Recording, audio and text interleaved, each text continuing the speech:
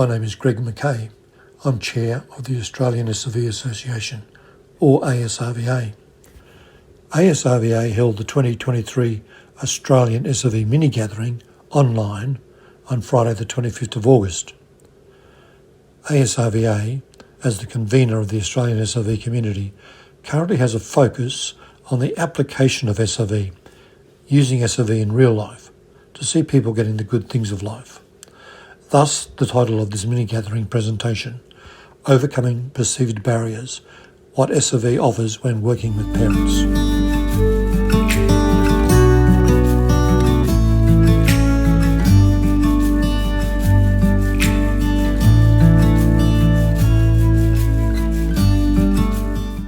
Thank you, Greg.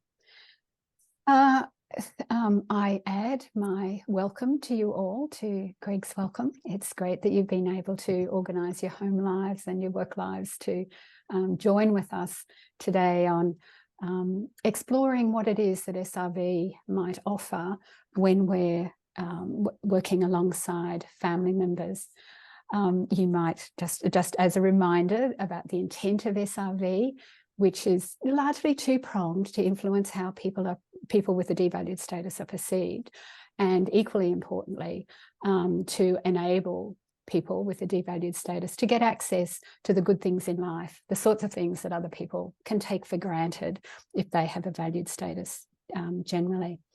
So in my travels across the years and across the states and territories, it's not uncommon to come across people who are highly enthusiastic about using SRV and then say, but it's the parents who are holding people back. And I need to also mention that when I'm working alongside family members, it's not uncommon for them to say it's the workers that are holding people back. So we could have a workshop on that, but the session today is shining a light on what some of the experiences of parents might have been, such that they're in a set of circumstances where it's hard to progress any of the ideas about SRV.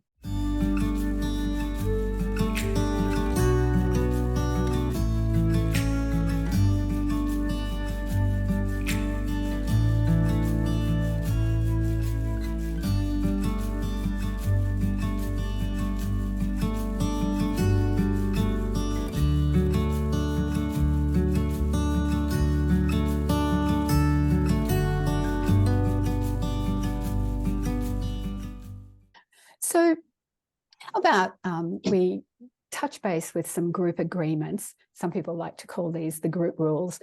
One thing is that we are going to be talking about the circumstances of family members, and in particular parents, but also siblings or wider family members as well. And so I encourage us all to bring a spirit of curiosity.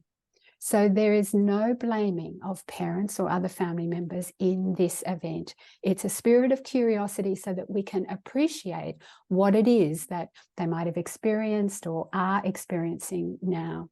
And this is actually in line with one of the key themes in SRV called interpersonal identification.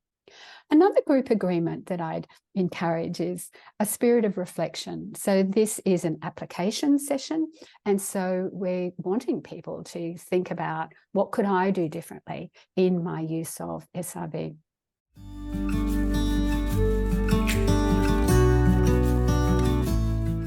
Listen out, please, as you listen to Nada and Lauren to start with, but you'll hear these recurring throughout the session. The negative life experiences. So in other words, the wounds that flow from social devaluation. You'll also hear the SRV theme of mindsets and the link between mindsets and expectations. You'll hear about the culturally valued analogue. So in other words, the typical and valued options, interpersonal identification, as I've already flagged, roles, and be alert to hearing about positively valued roles as well as negatively valued roles. And then the integration theme, which in SRV, personal social integration and valued social participation. Okay, so let me introduce you to the first speakers. I'm delighted that Lauren and Nada's presentation is going to locate us all in the sorts of ideas and situations that this topic focuses on, and so is the foundation for our mini gathering this morning. So let me introduce you to Lauren Mandel, first of all. Lauren has over 15 years of experience in the disability sector, largely working in partnership with families in grassroots, community and government sectors. She's a qualified social worker and is the founder and managing director of the LMC Group, a boutique Melbourne-based service supporting people with a disability to gain and maintain valued, active and meaningful roles in welcoming communities. At a personal level and through her company LMC, Lauren subscribes wholeheartedly to the social role valorisation framework and is a keen lifelong SRV student and practitioner. Outside of her work and SRV learning, Lauren is a proud mother to Georgia, Walter and fur baby Winston, a Pilates goer, a vegetarian home cook and a bookworm. Lauren will be joined by Nada O'Dwyer, who is the mother of 2 sons, including Harvey, who's 24 and has Down syndrome. Nada is also a nurse, a friend, a Zumba enthusiast, a cook extraordinaire and a gardener. Nada is committed to ensuring that Harvey lives a fulfilling life, and she believes in giving her son the best opportunities for personal growth and social inclusion. Nada and Harvey worked with Lauren to plot out a path to achieve his ambitions, follow his interests and hobbies, and provide real opportunities to develop and enjoy the good things in life. You'll hear what a full, purposeful and meaningful life Harvey now has. So over to you, Lauren and Nada, and thank you so much. Good morning, everyone. Good morning. So I'm Lauren. And I'm Nada. I'm going to share our screen now. We've got some slideshows that we'll talk to. Today we'll be talking for about 30 to 40 minutes and sort of challenging this idea that parents are the problem to SRV implementation. And sort of shining light on why parents might be creating barriers, what their experiences are, and then how myself and Nada as an example, and myself and another family have worked together to overcome these barriers.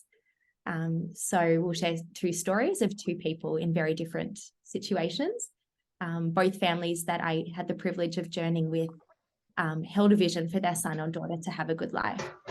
So that was unanimous. They both wanted their son or daughter to live the good life. So often when I imagine my role, and this is my current role at the LMC Group as a disability consultant, I imagine sort of going on a road trip with families. It's fun, it's exciting, and we're sort of, we've got a destination in mind, somewhere that we're aiming for, and often that's the good life.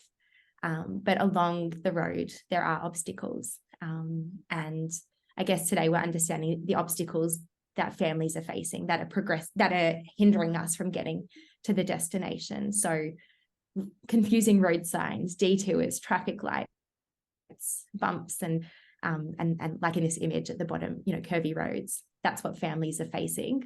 And then, I see myself as sitting next to families. Families are in the driver's seat. I'm next to them or behind them, and helping give them directions or reminding them to slow down or try another way or try a different route. And through those strategies, we get to the destination. We get to that beautiful outcome. And often when we're at that outcome, that destination, we then want to try a new destination.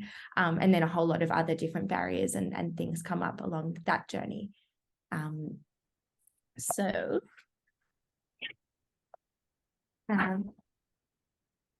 Beautiful. So I'll just, Nada and I met about 5 years ago. So Nada is the mother of Harvey. We were both doing passing training, which is an offset of Towards a Better Life, or one of the SRV events. Mm-hmm. And so it was great. We both had that shared knowledge and understanding and appreciation of SRV.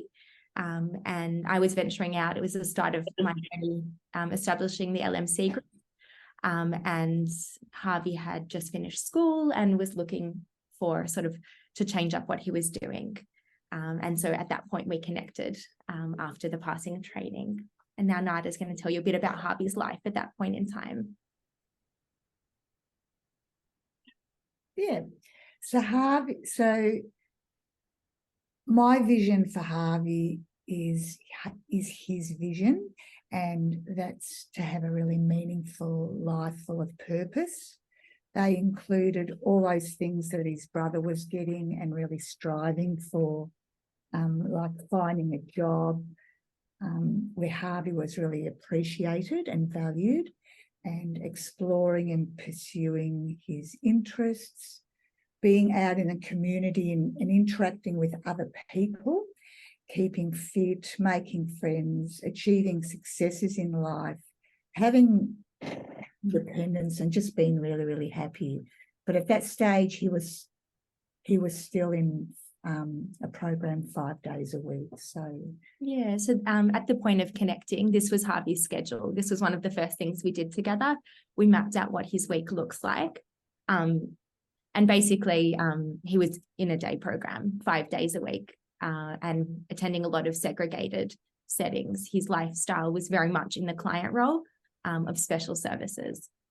So there was the vision that the family had and that I had for Harvey, but this was the reality at that point in time.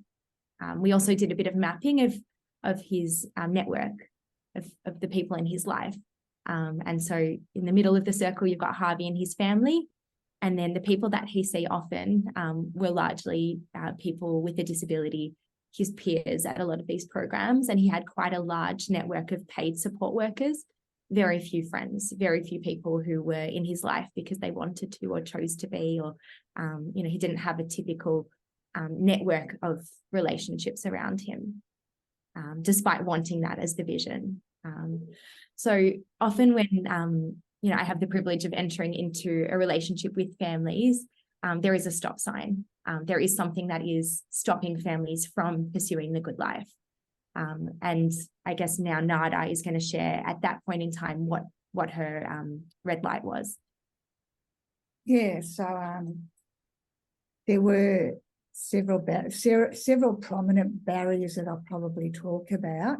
The first one is that there were limited choices for post-school options, and most of them ran a very similar path in a segregated community.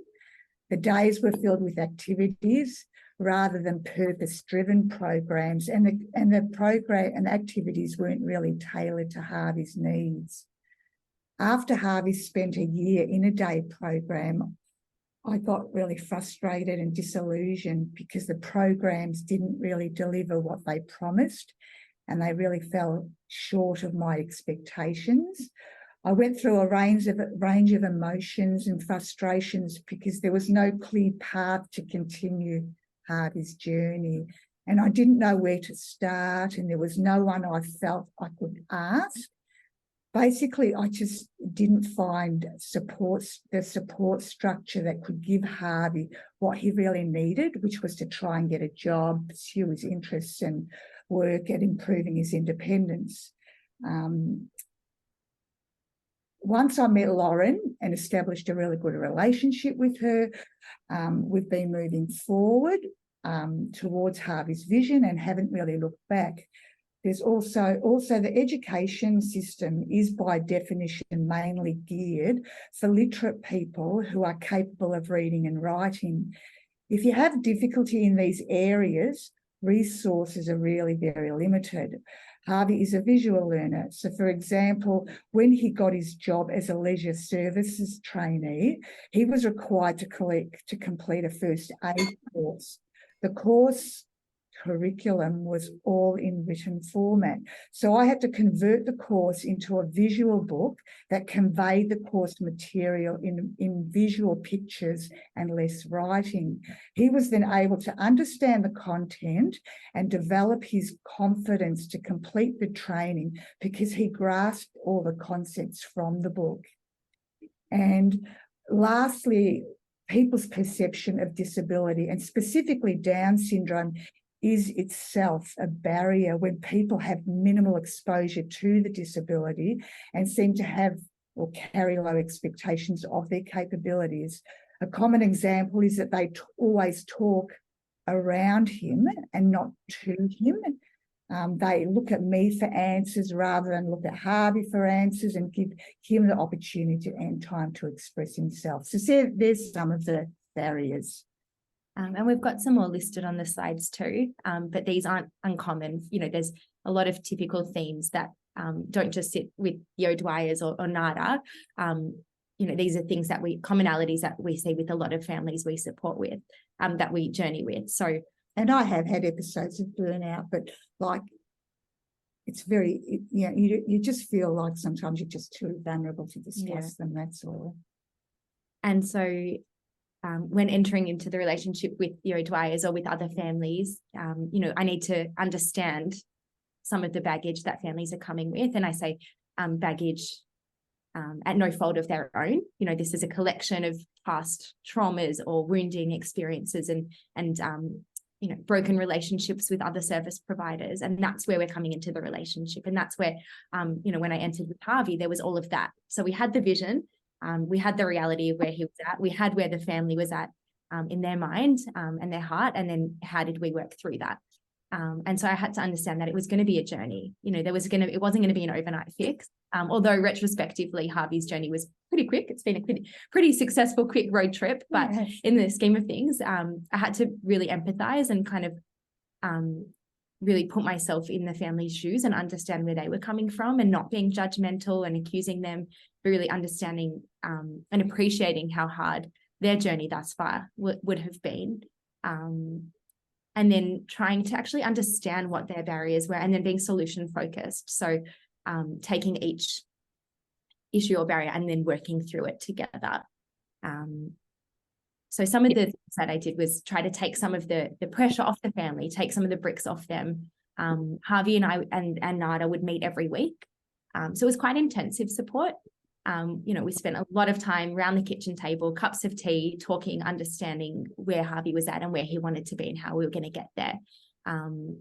And during that time, I developed a lot of trust in you as well. Yeah, and absolutely. That's huge when you trust somebody and you know they're on the same page as you. Yeah, and I think that was something that Nida and I were talking about before. You know, LMC, or, you know, the group that I've set up, we only work with a small number of families too. So we can work more intensively and really get to know families over an extended period of time. And we set a lot of role goals. So we took, you know, Harvey's interests and then basically practically helping implement SRV in a way that the family and Harvey could understand as well, giving him choices, tailoring support around what Harvey might need, so that he could have success. And then success is, you know, that's like laying the, you know, once we had one success, you built more trust with the family that you could then add the next layer and the next layer. And so it's continued on from there. And yeah, having really good, thorough plans, even having them written down sometimes, you know, so that it's really concrete. Families can then see how things are going to work. That can be really comforting. So we have a plan that early on I would send to the O'Dwyers, you know, to Harvey, or we have a report that we do, and we try not to do too much written work. You know, we don't want to keep it so non-programmatic. We want to make it relevant and potent, but some written work can be really grounding for families to see, to understand what we've done and what we need to do. No, it's been good because I download and keep all the reports, and I can look back and you sort of really see how Harvey's developed over the time. So it's good for me too, as well as. So Nida, perhaps you can just talk about some of the things that you've needed to move on in Harvey's journey. Okay. Let's see. Harvey's very vulnerable, so we always have to ensure that our role as his guardian is done properly, and because we've developed trust with Lauren, where we don't take as long to accept progress.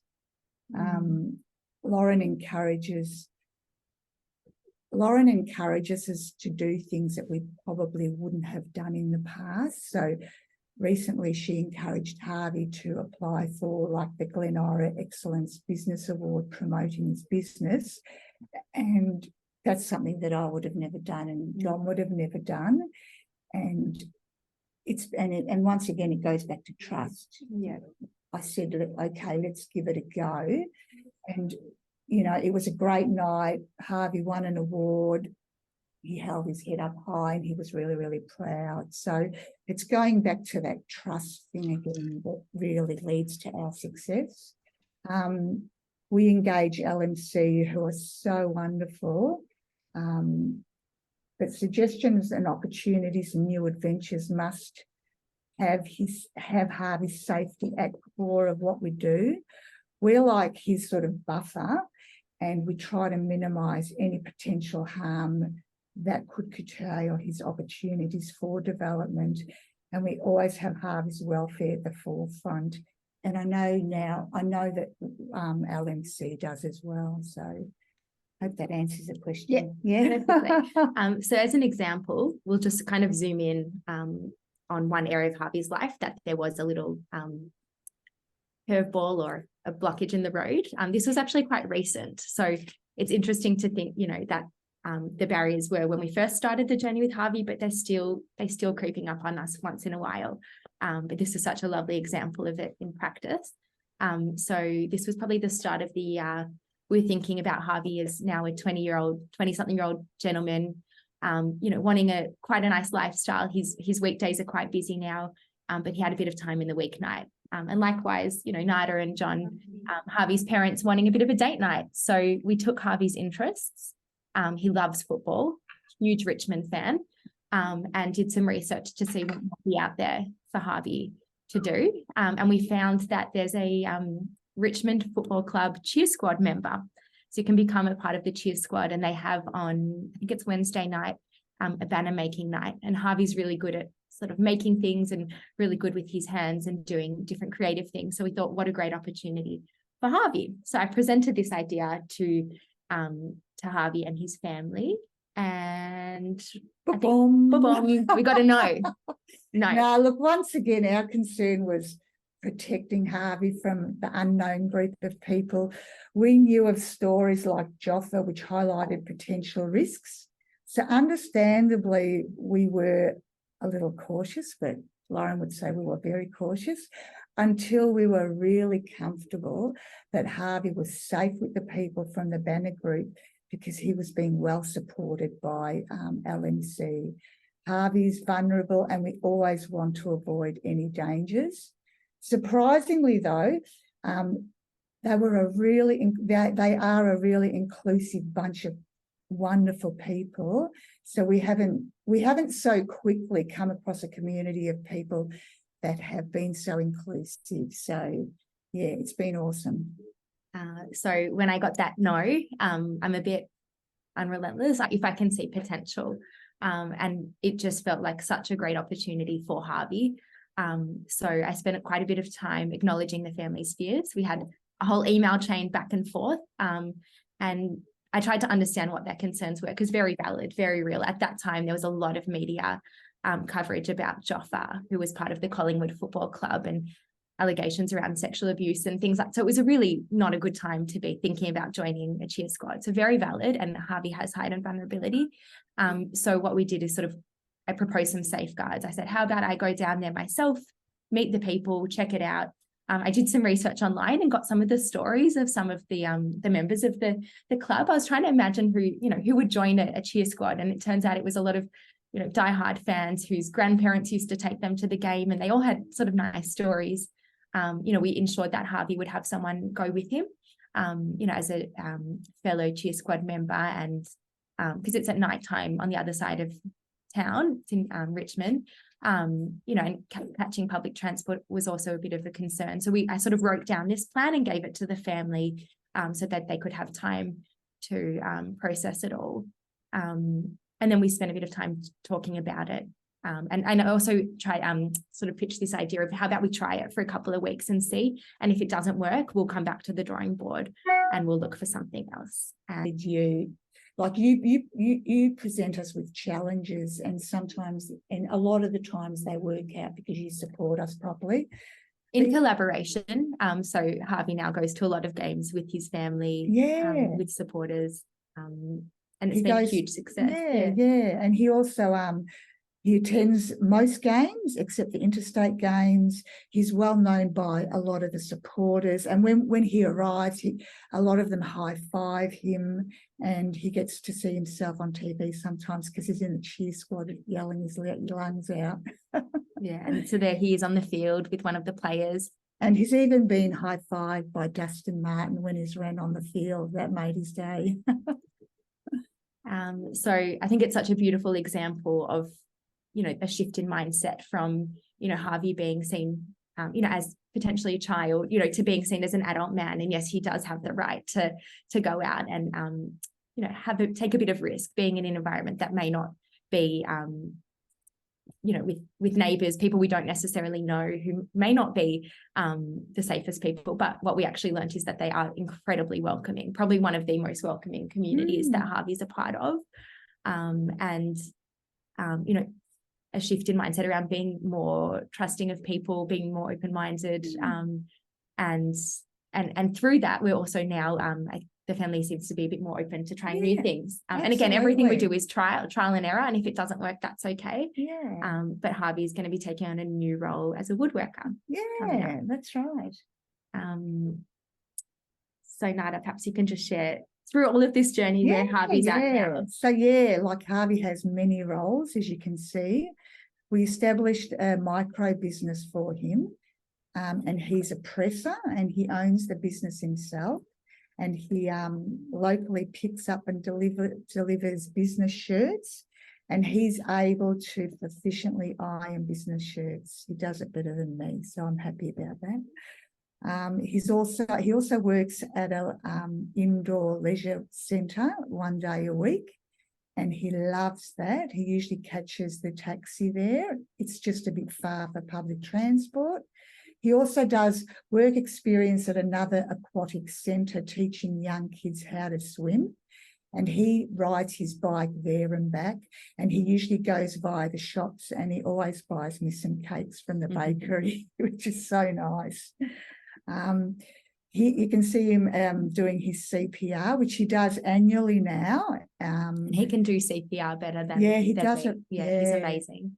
And he's done some other courses. He's got a certificate too in sport and rec. Yeah. He's doing his OzSwim certification. He's got a course in running your own ironing business. So he's, you know, very well educated in his industry. Absolutely. And he loves swimming. He's involved in a lot of swimming. A masters group as well as Special Olympics. He loves his Zumba, and it's through Harvey that I grew to like Zumba, because I do take him on a Tuesday night, but I do stand in the periphery, and he's really comfortable with everyone there. And it's just a display of what his life looks now, and I think it's a great life. And if we were to then take this and put this into a weekly schedule for Harvey and compare it to his one 5 years ago, you know, he now looks like any other 20-something-year-old young guy running his own small business, working, studying, you know, and has a very rich, active lifestyle. His network as well has really evolved. His inner circles are exploding. If I had to bring up those circles again, I'd have to stretch the middle ones to make them bigger, to fit in the names of all his co-workers, the names of everyone at the cheer squad, at his gym, or his customers at his business. And he has a few paid supporters, but the balance is, again, much more typical. And he does things that surprise me every day.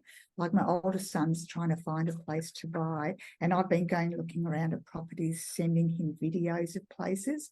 Now, yesterday, Harvey rode home from the gym, and I got a ping on my phone, and there was an open for inspection, and he walked into the open for inspection and did a video and then forwarded it to our group chat. And it was just beautiful, because he just wanted to be like, he wanted to do what I was doing to help Jack, and it was just lovely.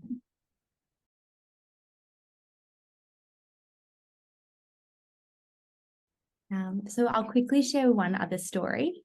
So this is another family on their own journey, on their own road trip to their own destination. Interestingly, this family wasn't well known in SRV, so they didn't know about SRV. So but they still had the vision for their daughter to live a really, really good life. At that point in time, she was living in a group home, attending day program, and working in, for lack of a better word, a sheltered workshop in a segregated work environment. Particularly concerning to me at that point in time was her toxic home life. So one of her housemates and her just did not get along. It was really, really toxic. This housemate, from what I could see, was verbally abusive to Zara. We'll call her Zara. And often I'd be there and you'd hear the housemate yelling at Zara and Zara just sitting there quietly. And often when I'd arrive at Zara's home, she'd want to leave the house straight away. She'd be desperate to get out of there. And then as we'd walk to the front door, you'd see her, she's in a wheelchair, and you'd see her sort of hunched over in her wheelchair, almost scared to go into the home. It was quite frightening. And so the family were aware of what was going on, and they really wanted her to have a good life, but they just was stuck in client land mindset. They felt that, that she needed to be there, that she was safer there. They were also worried about, how they would manage financially if they were to look at other options. They didn't even really know what other options were out there. They were just so exhausted, burnt out.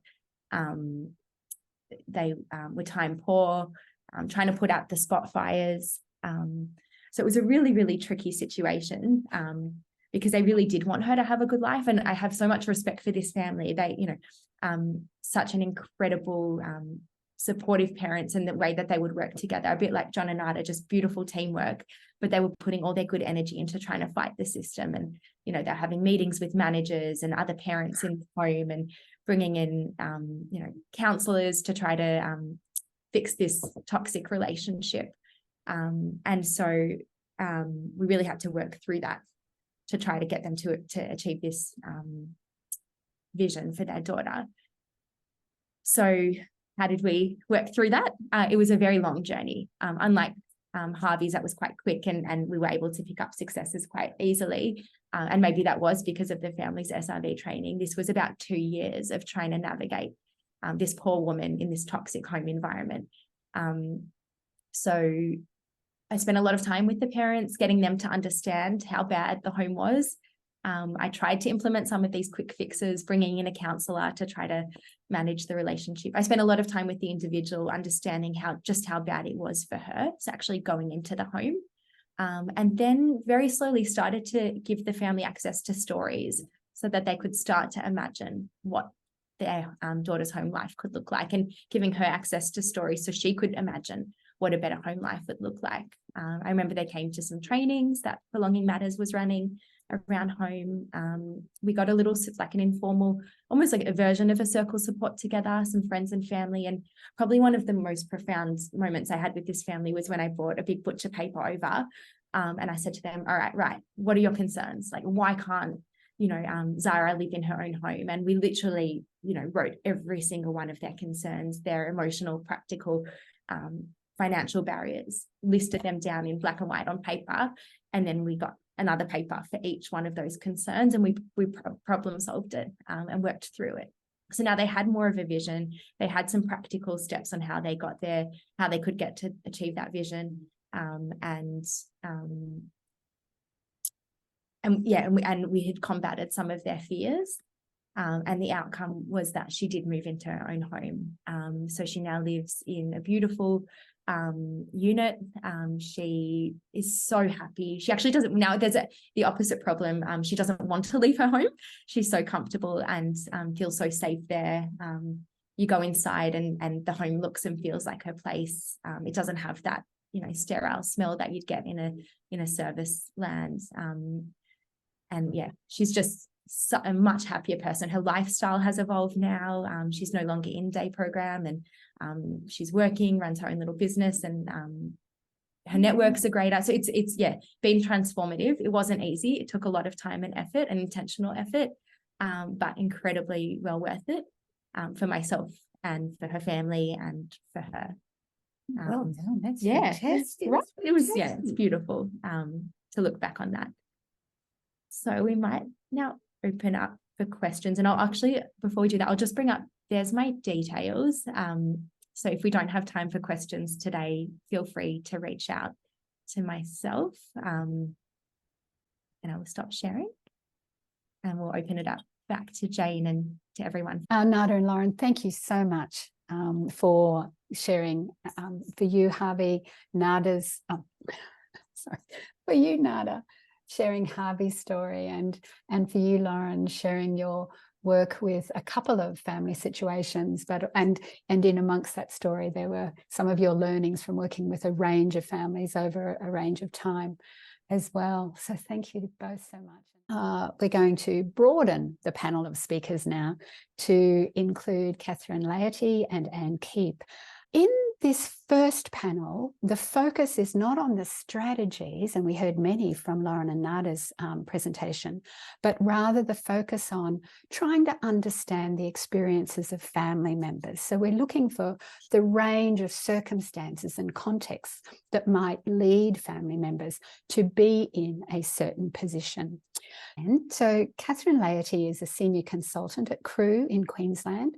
CRU has a long history. CRU is Community Resource Unit. It has a long history in using SRV along with other approaches in its work to resource people with disability, families, workers and organisations in their efforts towards meaningful change. Catherine has worked at CRU for over 9 years, primarily working with people with disability and families. She started at CRU helping people to prepare for the rollout of the NDIS through raising expectations of what is and what should be possible. Through this work, she learnt from many families of the ways that ordinary hopes, dreams and expectations have been damaged by the devaluation of their family members. In addition to her work roles, Catherine is a sister, a friend, postgraduate student and an engaged citizen. I'm also keen to introduce you to the other panellist, Anne Keep, who is a mum to two amazing and entertaining children. Her working life has been spent in the disability field. Before joining Imagine More in 2020, Anne worked as a service provider visiting homes, schools, workplaces and community venues to provide training to build the capacity of people with disabilities and those who support them.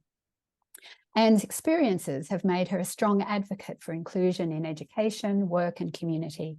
Working at Imagine More allows Anne to focus on promoting inclusion and working directly with families.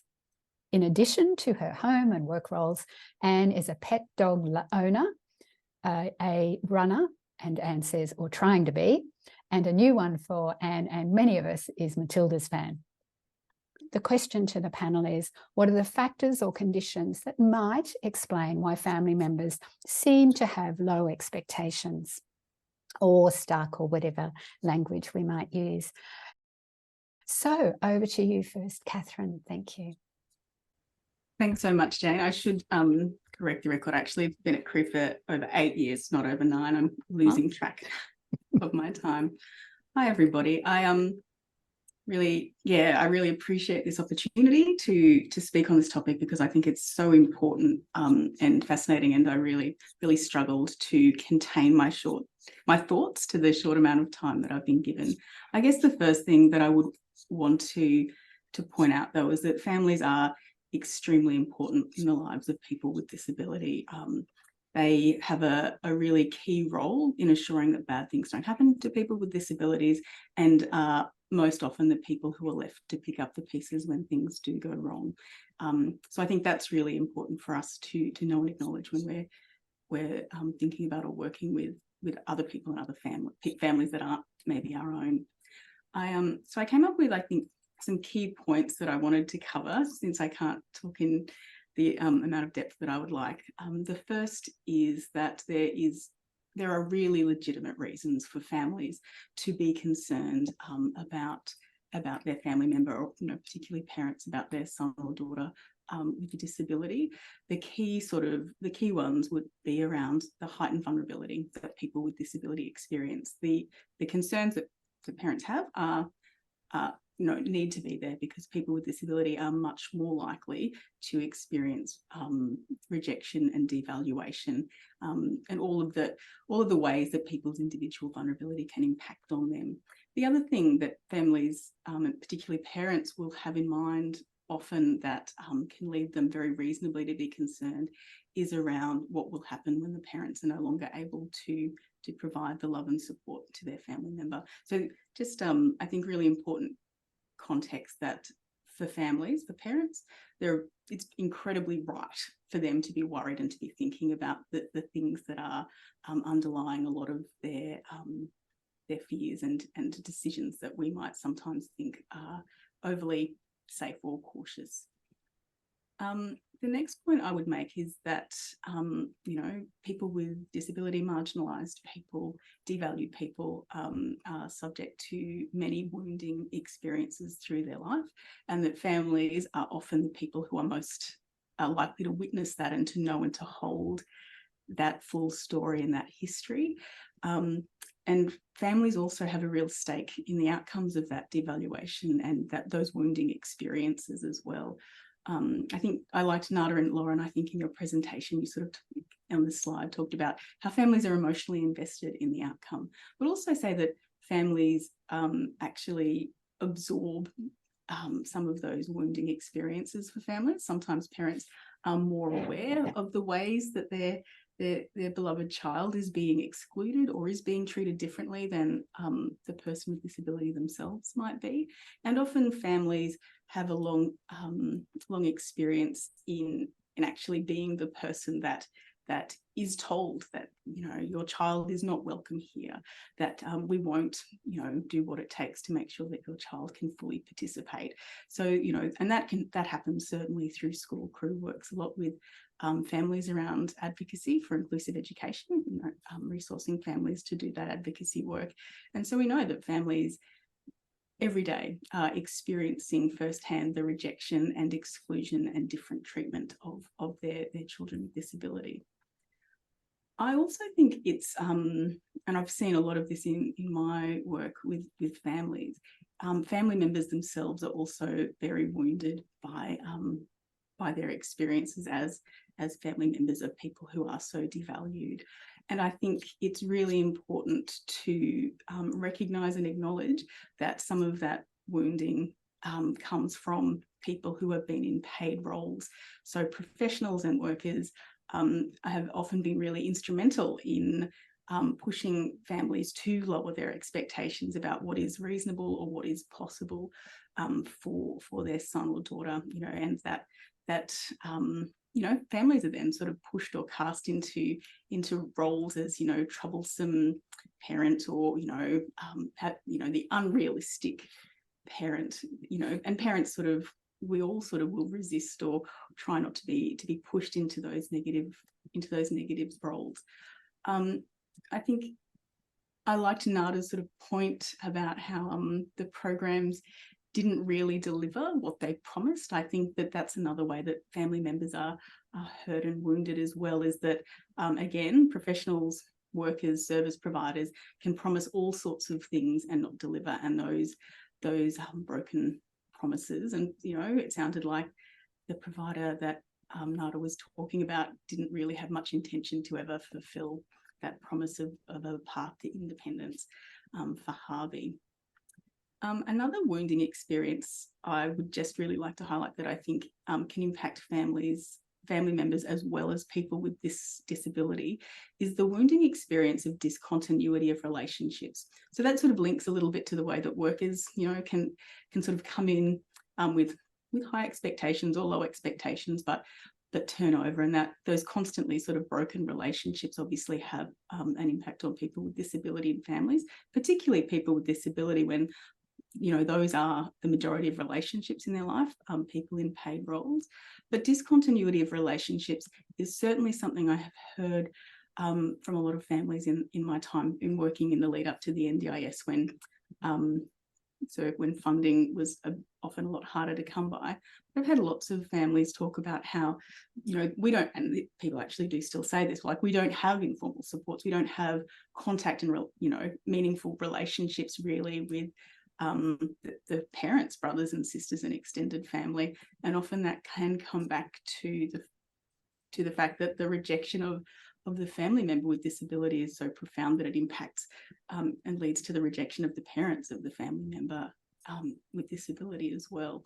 So discontinuity of relationships is hugely harmful, a hugely sort of wounding experience, and family members parents often feel like they don't have many meaningful, freely given relationships in their own life, let alone in the lives of their child. So they know firsthand how painful that is because they've experienced it, and then they're sort of experiencing it vicariously for their son or daughter as well. Just aware I don't have much time left, and I do want Anne to get to say some things. So a couple of last points. One is that it's really understandable then that the response to the concerns and wounds would be fear and overprotectiveness, and how overprotectiveness can lead to low expectations, because people are, family members are trying to protect their beloved family member from very real threats and risks, that rejection, the ridicule, the exploitation, and the even greater vulnerability when families aren't there in the long term. And that's not to say that that is the right or the best response to people's heightened vulnerabilities is overprotectiveness, but it's a very reasonable response to it, an understandable response. And I feel like that fear is often driven, at a deeper level by real love and commitment to the person, which is something we can work with.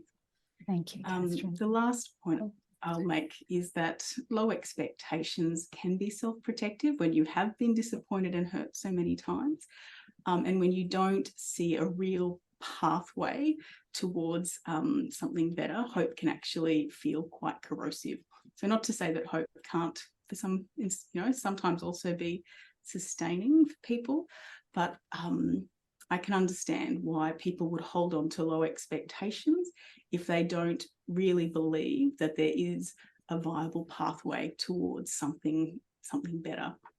So in conclusion, I guess I'd say that it's really important that we understand the why of parents' experiences, family members' experiences, to be respectful of the crucial family relationships that exist between parents and the person with disability, and to see as a really key part of the work of using and applying SRV is building trusting relationships. Great. Catherine, great insights. Thank you so much.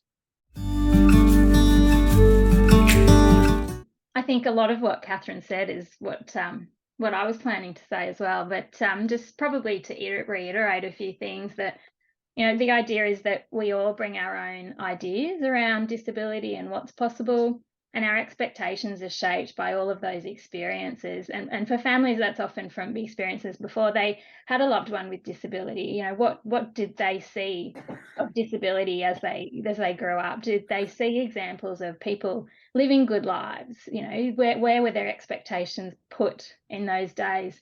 When they're at school, did they see other students alongside them with disability? So I think that we then get to this point, and many families then have a loved one with disability, and then that wounding can start, that Catherine described. There are so many wounding experiences that families can go through, and as Catherine said, it's not just about watching what your loved one goes through, but you also get cast into some of those wounding experiences yourself.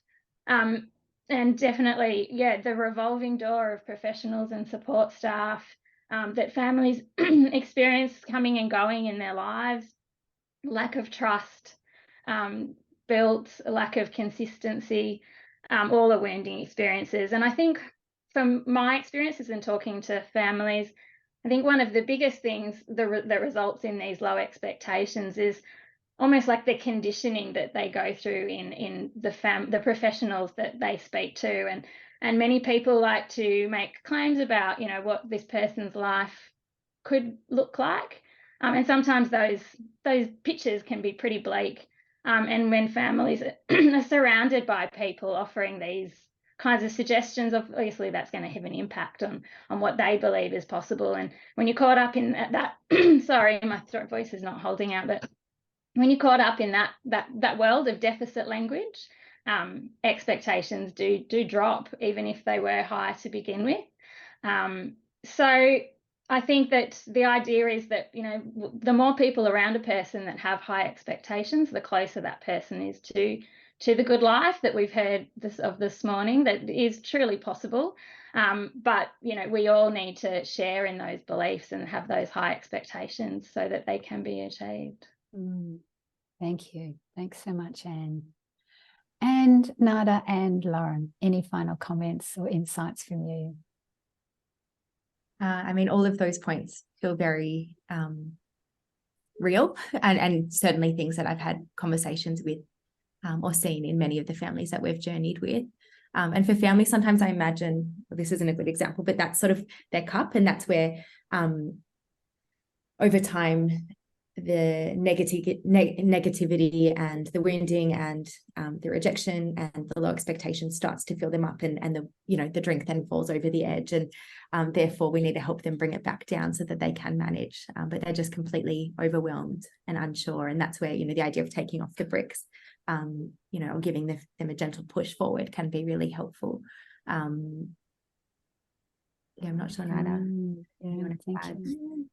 Look, the day programs, the full-time day programs are convenient, and a lot of parents do have a lot of other commitments, so they can't always give as much time to focus on their person that needs more time. So I sort of understand it, but I don't think it should be an excuse for following down that pathway.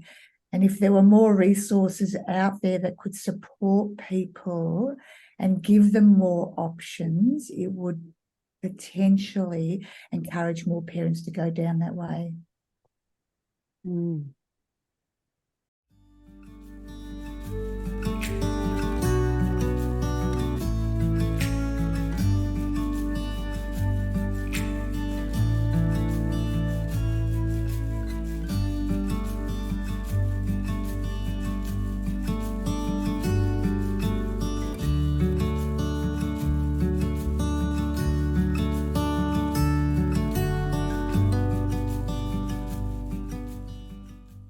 Where we are up to now is the second panel and the second question. And that question is, well, what is it that supports family members to raise expectations and to take steps? So we're going to hear first from Anne, and then Catherine, and then Lauren and Nada. So over to you, Anne. Thanks so much, Jane. Again, I think like Catherine said earlier today, we could talk about this for a really long time. So I'm just going to try and paint maybe some broad brush strokes. And I don't know that any of these will be a surprise, but I think it's, a nice way to sort of think about some of the ways that we can think about how we work with families. Just to start off, in my experience, I think the most powerful thing that we can do to shine a light on other perspectives and other ways to do things is to just share stories of possibility, especially stories that resonate with the family, so that they can relate and they speak to them because they can see their family member in that story.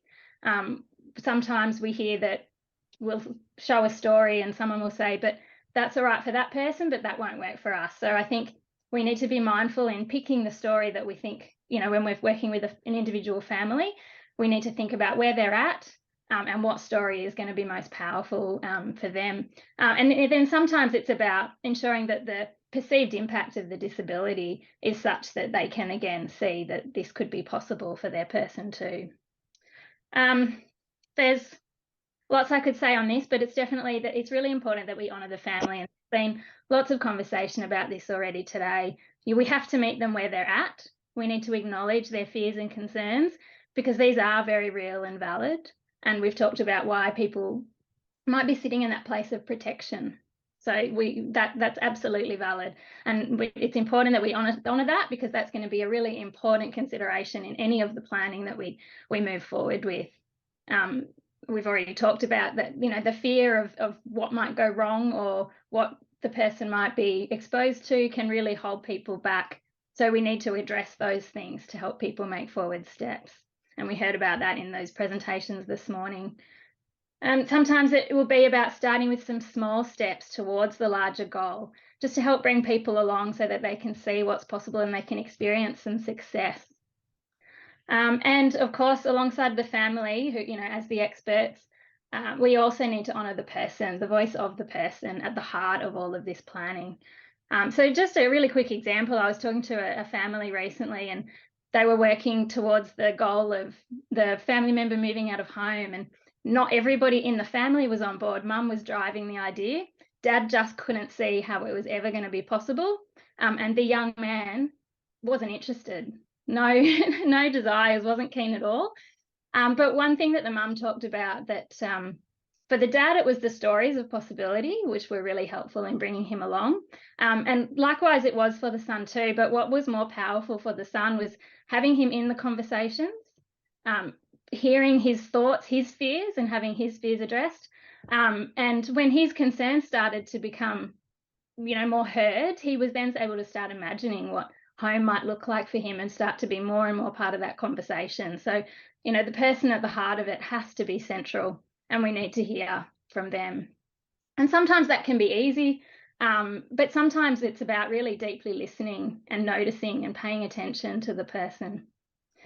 And when a new professional enters a person's life, it's really important that they take the time to get to know them, and we've heard about this earlier today as well. Getting to know their interests, their strengths, who's in their life, what their life looks like, where they'd like to be. And one thing that I take from some work that we've at Imagine More been doing around customised employment is the first step in that process is called discovery, and it involves spending time to thoroughly explore and investigate the contributions that a person might have in the work environment in that instance. But that idea of discovery can be applied to so much more than work, pretty much every life area. And the beautiful thing about having a new person involved is that they might notice things that haven't been noticed before. I think someone mentioned it earlier, that teaching families as well to see their person in new lights. So there's always more to discover. And we heard how important it was this morning for Nada to develop that trust in Lauren. So building that rapport, it is really a critical first step before you start offering up suggestions about what we might try and what we might do. That trust and confidence that Nada had in Lauren gave her the confidence to try things that, as she said herself, she probably wouldn't otherwise have tried. And of course, we've heard again today, like the vision. The vision is so important. And whether families realise it or not, they have a vision. It may not be, clearly articulated, but they do have an idea in their head of what the future will be for their young person. So it's about maybe drawing that out. What is that vision? And we want them to be thinking about it in terms of, if not for the disability, what would they want in that vision? And are these the same expectations that they had perhaps for a sibling? And I know Nada talked about this morning when thinking about Harvey's vision, it was very much the same as it would have been for his brother. And is that vision, is that describing a good life if it was yours? Because it's likely to be the same kinds of things that anybody would want. And one thing I remember John Armstrong saying is, would you trade places? So if you had that vision for your life, if that's a good life, then that's probably a good vision for your family member too. And I won't touch on it too much, but we really do need to be actively building safeguards that can counteract some of the fears. So that needs to be a real focus in the planning. And Lauren talked really nicely about how there was a whole session where those fears were all drawn out and started to work through the process of how they could actually be addressed.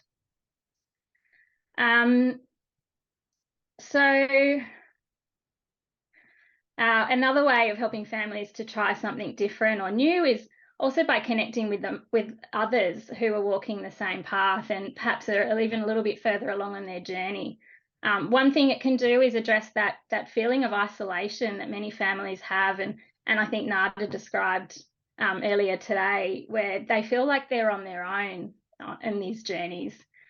Also, there's an authority in families sharing their experiences that sharing ideas and theories is just never going to address. So one idea as well might be, this is an SRV event. We were talking about the idea that these ideas of understanding and counteracting devaluation can give us the tools to help build good lives. And if, as the professional, that's what you bring to the table, does the family have the same opportunity? Perhaps they could be also directed to share in some of those ideas as well. And I think that the two stories Nada told earlier kind of highlight that a little bit. The story where the family did have that SRV understanding. And I don't want to generalize, but we talked about how the progress was faster. There's a degree of shared understanding right at the outset there. And something that I just added to my notes, because it was, I think, a really important point that I've forgotten who it was mentioned, that we as service workers, we have to acknowledge that the experience that families have had with previous workers has impacted perhaps the way they view our place in this team. So I think it's important to realise that whilst we might intend to be always around, that might not be the case. And I think the way that we need to be working is to try and leave something behind if we do ever need to step away or find ourselves in that position. We want to be looking at trying to build ourselves to some extent to become redundant. So we need to be focusing on what can we build in place. So I think consciously focusing on building other natural and informal supports around the person should always be part of the work that we do. And I think, just to summarise, I think that whole idea of seeing is believing is probably like the two focus points for all of this, is that seeing stories of others having success can inspire families to believe, and then experiencing their own success will help them to take more steps in the future and keep working towards that good life and those bigger vision goals. Great. Thank you so much, Anne. Catherine, would you like to add to Anne's reflections? One thing that SRV teaches us is that we need to be familiar with a person's wounds and know a person's risk factors or vulnerability. So I've touched on this a bit, but I guess we can understand those things broadly, but each person and each family's experience with that is going to be unique. What the wound is or the wounds are that are most deeply felt and held onto to the people. So I guess I would really encourage workers, if you haven't already, to read and learn about right relationship and natural authority of families, which Michael Kendrick in particular has written some wonderful things about. So to really, to ask people to share those sorts of things, we do need trusting relationships. And I think really wonderful sort of examples of the power of trust in terms of Harvey's sort of the outcomes for Harvey and Harvey's life, really powerful. So we just can't reiterate enough, I think, how important it is that we do find ways to work respectfully with families and to show them that we are worthy of placing that trust in us when they may have had many reasons to be very disappointed in workers and had trust broken before. Just to touch on safeguarding, which I think is really important, that acknowledging people's fears, that safeguarding is a bit of a mindset as well. It's not set and forget. I think it's really important that we just don't, if we can work families through all of their fears, then everything, and how we might address them, everything is okay. That is always going to be ongoing work. That it is a reality that that people with disability are going to continue to be vulnerable, even as we're sort of asking and encouraging families to do things that are scary and that will involve some risk for their family member. I think one of the really powerful things that we can do when we maybe are up against people who are suspicious of us and our intentions is modelling our values and our beliefs. And I think a really powerful thing, an ordinary thing that we can do every day, is modelling the way of working with a person that reflects how SRV can work. I think it was Hazel in the notes who sort of talked about how workers can help family members sometimes see the strengths and contributions of their family member. And I think that is a really important and powerful thing to do when families are so often told what's wrong with their family member, or encouraged, through systems, encouraged to emphasize and focus on deficits and needs. I think the more that you can be a person who brings into that family member's life the reminders of this these are the strengths and gifts and beautiful contributions of your family member is a really powerful thing that you can be doing to offset some of the negative things they're experiencing elsewhere, but also helping them to see that it's not only going to be family members who can see and appreciate that person for who they are and what they could contribute. I think a very simple thing that you can do as well is in focusing on how do we deepen or strengthen roles that are already there, is to not forget about those family relationships. Like this person that you might be supporting is a son or is a daughter. How can you help? Start just there in enhancing that role, so that the parents can sort of see what it is that you think can be an incredibly helpful set of strategies through SRV and using valued roles. The last point I'll make is just linking to Anne's suggestion about connecting people with other people. So, people who might be a bit more further along the journey. I think that is such a powerful and effective strategy, but also encourage you, to encourage families to connect with organisations like CREW and like Imagine More and other organisations that use and teach SRV in our approaches, because that can also sort of help. It's not just you as an individual worker who's got all of these great ideas. It is about encourage them to connect in with organisations that support community and support that connection of other people and the growing of ideas and raising of expectations. So you don't have to feel that you as a worker have to shift a family member's mindset all on your own, but to encourage that family member to see that there are other people, other organisations and communities that they can tap into that will help make the journey feel more real and more achievable. Thank you, Catherine. Thank you. Great. So we've heard some very solid, well-grounded ideas from both Anne and Catherine. Any final reflections from you, Nada or Lauren? Yeah, I did the Towards a Better Life 2-day workshop back in 2017, and that just opened my eyes to what's possible. It was an empowering workshop, and all these lights kept on going off saying, oh, I'm feeling like that, I'm feeling like that. So that was the first time that I was able to embrace it and believe that, there is hope. Because I'd never heard of SRV before. Yeah, and I think I had the same experience. I think for families to know about SRV, but for workers as well. Like for me, I think intuitively I felt a lot of the things that SRV teaches, but when I did the training, probably a similar time, maybe a few years before that, but that it gave me the words to what I'd always felt.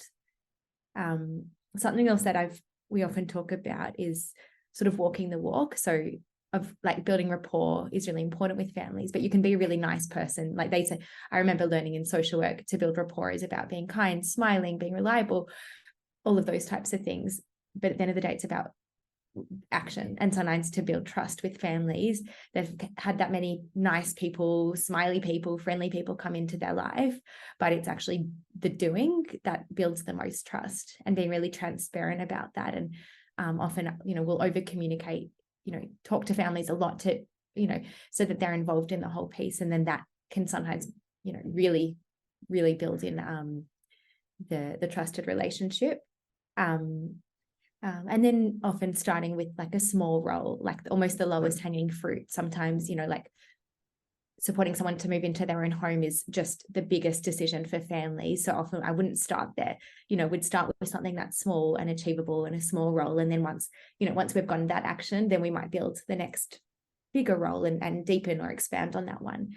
But knowing when to step into a role, or when to support a role, or when to just leave that, park that for later. Keep it on the agenda, keep it in your vision, hold that expectation that at some point it might happen, but maybe it's not the right time. So often we might, plant a seed, water a seed, and then kind of come back to it later, and then pick something else to explore instead. Such helpful ideas, really, and very practical, and from all of our panelists, very grounded in real life and working with the whole range of situations of family members, those who are open and ready to go and those not so much.